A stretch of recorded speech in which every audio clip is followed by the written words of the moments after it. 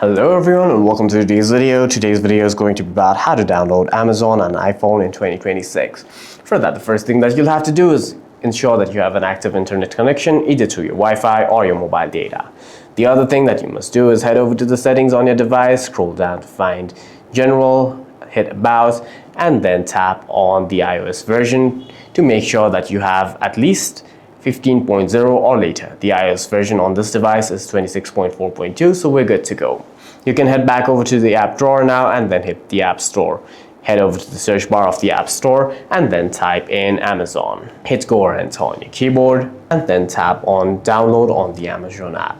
Make sure that you have logged in to the App Store with your Apple ID. If not, then the App Store will simply ask you to log in with your Apple ID, in which you'll have to enter your credentials and verify that it is you before you try and download any apps. For any further questions, please feel free to leave a comment down below.